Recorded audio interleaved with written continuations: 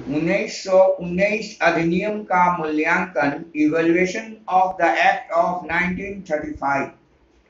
British अधिकारी के द्वारा अंग्रेज सरकार का यह मत था कि इस अधिनियम को लाया जाए जिसमें अधिक से अधिक भारतीयों पर, मतलब भारतीयों के मन में शांति की भावना स्थापित हो।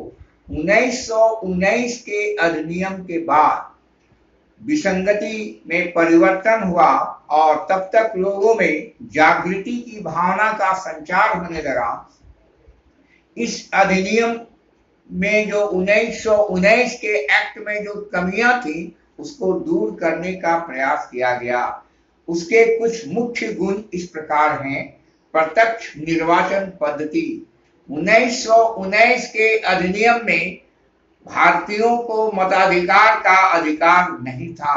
1935 में आते हुए जब अधिनियम आया तो भारतीय युवाओं को वोट देने का अधिकार दिया गया, जिसको डायरेक्ट इलेक्टोरल सिस्टम कहा जाता है। किसी भी प्रांत में रहें वे मताधिकार वोट दे सकते हैं। और दूसरा पॉइंट, प्रांतों में द्वैध शासन प्रणाली जो थी उसको समाप्त कर दिया गया। केंद्र और राज्य के बीच की जो खाई थी 1935 ईस्वी के आते ही दोनों को सामंजस्य किया गया और केंद्र को ही पूर्ण अधिकार दिया गया कि जो भी निर्णय होगा वह पूरा साम्राज्य उसका पालन करेगा। इसी प्रणाली के तहत में या 1919 का अधिनियम में जो गवर्नर जनरल ने जो गलतियां की थी उस गलतियों को सुधार करते हुए 1935 के अधिनियम में यह अधिकार प्रांतों को जो अलग कर दिया गया था, केंद्र का अलग था, दोनों को मिला दिया जाता है।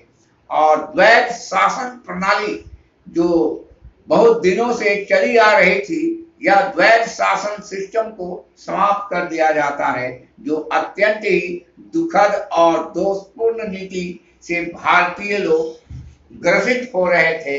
इस विषम परिस्थिति के समाप्त करके और 1935 के अधिनियम का लागू किया गया। इसके बाद नेक्स्ट पॉइंट है विधानसभाओं में सदस्यों की वृद्धि। पूर्व में विधानसभा और विधानमंडल में सदस्यों की क्या संख्या होगी, कम से कम संख्या भारतीयों की निर्धारित की गई थी। 1935 ईस्वी के आते आते अधिक से अधिक संख्या में इजाफा किया गया, बढ़ाया गया और नंबर ऑफ मेंबर्स में इंक्रीज। तो 1935 अधिनियम अधिक संख्या में विधानसभा के सदस्य को बढ़ाया गया और इन सब के परिणाम स्वरूप यह ज्वाइंट रिस्पॉन्सिबल हो गया। राज्य वर्सेस केंद्र दोनों मिलकर के इस अवसर का दोनों को प्राप्त हुआ। अब एक ही सरकार के तहत में यह राज्य कर रहे थे। यह नियम के बाद नेक्स्ट पॉइंट आता है मतदाताओं की संख्या में कैसे वृद्धि हो। पुरुष महिला दोनों को वोट देने का अधिकार दिया गया, जिसके कारण 1935 के पूर्व में सिर्फ पुरुषों को वोट देने का अधिकार था, लेकिन 1935 जब आया तो वह बोला नहीं, वोट का अधिकार दोनों को होना चाहिए, जिससे नंबर्स ऑफ वोटर्स की संख्या में वृद्धि होने लगी और मतदाताओं की अर्हता चुनाव का समय जब आता था तो इसकी संख्या में काफी वृद्धि हुई। 1935 अधिनियम की प्रमुख विशेषताओं गुणों की अपेक्षा से कहीं ज्यादा खतरनाक उसके दोष थे। इस प्रकार कोई भी राजा जब राजा बनता है तो मेरिट और डिमेरिट दोनों उसके साथ साथ चलते हैं। अगर एक सिक्का अगर मेरिट है तो दूसरा सिक्का उसका डिमेरिट होगा।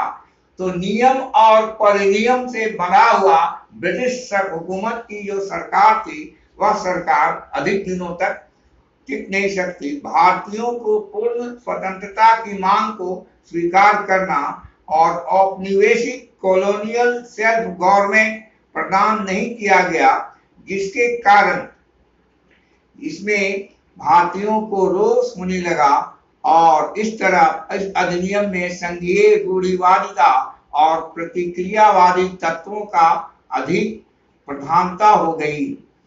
भारतीय सिविल अधिकारी आईसीएस की परीक्षा भारतीय सचिव का नियंत्रण विद्यमान रहा। भारत के जो सेक्रेटरी थे उस पर नियंत्रण था। इसके बाद हम जब गुण हो गया तो इसके कई दोष भी थे। मैंने पूर्व में ही कहा, किसी भी राजा में गुण और दोष दोनों का समावेश होता है। तो 1935 के अधिनियम में जहां अधिक से अधिक भारतीयों को सुधार का मौका मिला, तो बहुत से खामियां भी थी। तो पहली खामियां या दोष, भारत को औपनिवेशिक स्वराज्य प्रदान नहीं किया गया। तो इस अधिनियम के द्वारा प्रत्यक्ष और अप्रत्यक्ष रूप में, परोक्ष रूप में इस कोई प्रस्तावना नहीं दिया गया और यह प्रस्तावना होती संभवतः औपनिवेशिक स्थिति पर प्रकाश डाला जाता। भारतीयों को काफी समय से संघर्ष चल रहा था। भारतीयों को अपने व्यापार के वृद्धि करने का अधिकार अंग्रेजों नहीं दे रखा था।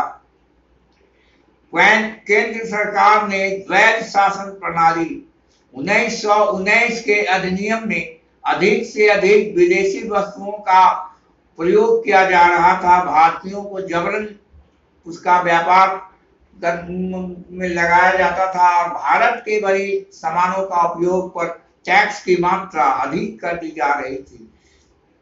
इन सब के बाद केंद्र में द्वैध शासन के बाद घोर निराशा होने लगी और भारतीय जब देखे कि यहाँ पर हमारा मांग को ब्रिटिश अधिकारी गवर्नर जनरल नहीं मान रहे हैं, तो उनमें असंतोष की भावना से तेजी से विकास और संचार होता गया। सांप्रदायिक प्रतिनिधित्व, कम्युनल रिप्रेजेंटेटिव सिस्टम, हिंदू मुस्लिम जब दोनों को डिवाइड करने में जब तक अंग्रेज कामयाब रहे, तो खूब अपना शासन के द्वारा भारतीयों का अर्थ, पैसा कौड़ी, सोना चांदी, जितना धन था वह धन का उपयोग कर रहे थे। जैसे जैसे भारतीयों के बीच की खाई को जोड़ा गया, हिंदू मुस्लिम को मिलाया गया, तब उनके काले कारनामे को रखा जाने लगा दोनों के बीच। तब ये समझे कि ब्रिटिशर्स हमारे हितैषी नहीं, वे हमारे जान के दुश्मन हैं। और इसी के तहत देशी राजाओं के जो अधिकार थे वह जो है पलायन कर लिया था और ब्रिटिशर्स उस पर जबरन अपना आधिपत्य जमाए हुए था। राजतंत्रात्मक शासन व्यवस्था में जो किंचित थ्योरी भारत के राजाओं की थी, वह राजा डर से उसका विरोध करने में सक्षम नहीं हो पा रहे थे, क्योंकि डिवाइड एंड रूल की पॉलिसी ब्रिटिशर्स ने अपना लिया था। अंग्रेजी सरकार का नियंत्रण, control of the British government, और इतना कठिन कानून के तहत में उसके ट्रांसलेटर जब राजा के पास जाते थे, अवध, हैदराबाद, इस तरह जो जो शहर था, अलग अलग राज्यों में अलग अलग राजवंशों का सरकार था, तो वहां के ब्रिटिश अधिकारी जब पहुंचते थे तो वहां पर इस तरह की बात होती थी। और इंग्लैंड में सारा खजाना जो है सो कलेक्शन करके यहाँ से पैसा जाता था। साथ ही जो पदाधिकारी और सचिव और गवर्नर और उच्च आयुक्त जो बनाया गया, उच्च हायर कमिश्नर, तो वह कमिश्नर का वेतन भत्ता का भी खर्च जो है सो भारत के रुपया पैसा से ही किया जाता था। माने इंग्लैंड उसको वेतन नहीं देता था, वह पैसा कलेक्शन भारत से जो धन आया उसी धन का उपयोग किया जाता था। उच्च पदों पर हमेशा गोरे रंग भेद नीति के तहत में गोरे और काले का मन में भावना से अंग्रेज ग्रसित थे। इस अधिनियम एक मोटर के समान थी जो अवरोध का काम किया, किंतु यह अधिक दिन तक कामयाब नहीं हो पाया। जनतांत्रिक पद्धति की उपेक्षा, अगला point number 6।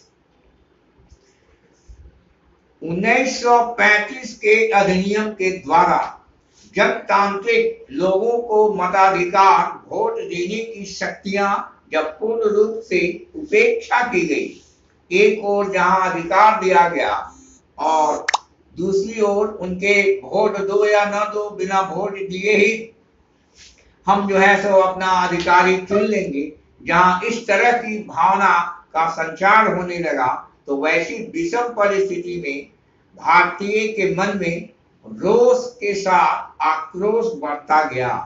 Democratic setup ignore, उपेक्षा की गई और मताधिकार सीमित था। मत देने की योग्यता पर आधारित संपत्ति को रखा गया था।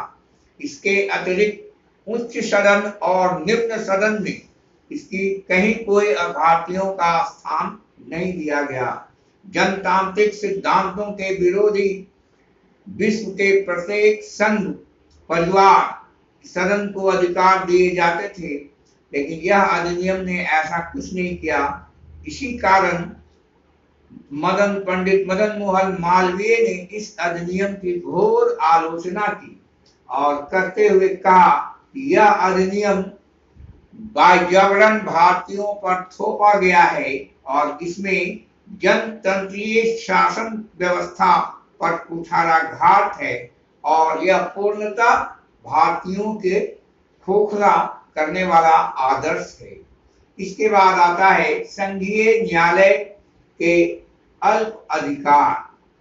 संघ में जो यह पॉइंट नंबर 7 होगा, संघीय न्यायालय का अधिकार। तो क्या इसके अधिकार थे न्याय व्यवस्था में? फेडरल कोर्ट को क्या क्या अधिकार दिया गया था? इस अधिनियम के द्वारा संघीय न्यायालय की स्थापना की गई और किंतु इसके अधिकार प्रत्येक संघ व्यवस्था में संघीय न्यायालय को अपने सर्वोच्च स्थान पर करने का पूर्ण अधिकार था और जिसके कारण वह एक संस्था बनाई कि कोई भी मुकदमा या कोई भी फैसला संघ ले सकता था, लेकिन गवर्नर जनरल इन फैसले को पर अपना वेटो लगाने का भी अधिकार रखता था। प्रांतीय व्यवस्था प्रशासन में आक्रोश या दोष। प्रांतीय प्रशासन में दोष 1935 अधिनियम के द्वारा प्रांतों में स्वायत्त शासन की व्यवस्था की गई थी और यह व्यवस्था गवर्नर को अत्यधिक दिनों तक कायम रही और इसका बहुत ही महत्व हो गया था। प्रांतीय शासन की व्यवस्था वह बहुत दिन तक चल रही थी, जिसके कारण द्वैत शासन प्रणाली, राज्य और केंद्र के अधिकार। तो उस समय के भारतीय नेता राजगोपालाचारी ने इसकी आलोचना करते हुए नया संविधान और द्वैत शासन प्रणाली की घोर आलोचना की। उपयुक्त वर्णित 1935 के अधिनियम अधिकार में गुण और दोष अधिक।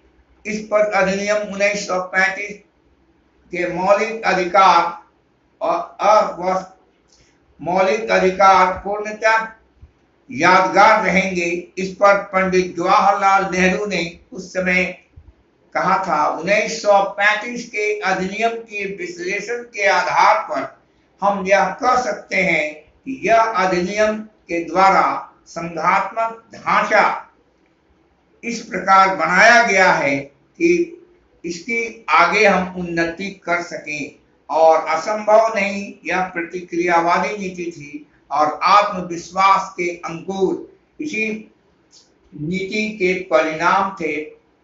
भारतीय जो ब्रिटिशर्स पर विश्वास रखते थे, उनमें राष्ट्रभक्ति और असंवैधानिक नीतियों का खुलकर विरोध करने की भावना को जन्म दिया और ठीक उसी प्रकार 1919 के अधिनियम के बाद यह अधिनियम अधिक दिनों तक नहीं चला और 1935 में भी जो लागू किया गया, तो हम मूल्यांकन के तौर पर देखते हैं कि मजदूर की संख्या में 1919 के बाद 1935 में काफी इजाफा हुआ और इनकी संख्या में लगातार वृद्धि हो रही थी।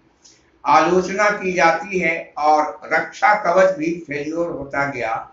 और इस अधिनियम का आधारभूत सिद्धांत पर से विश्वास भारतीयों का उठता गया और इस संविधान आधुनिक युग की निकृष्टतम संविधानों के निकृष्टतम विशेषताओं से युक्त है। यहाँ कई कमियां भारतीय संविधान में के द्वारा परिलक्षित हो रही है। उस समय के उग्रवादी उदारवादी नेताओं के समक्ष जटिल कॉन्स्टिट्यूशनल राइट क्या होगा, how to make rule in over India, और ऐसी विषम परिस्थिति में हम गुण और दोष का मूल्यांकन हम कर सकते हैं। और ठीक उसी प्रकार मूल्यांकन गुण और दोष का समावेश है। Thank you.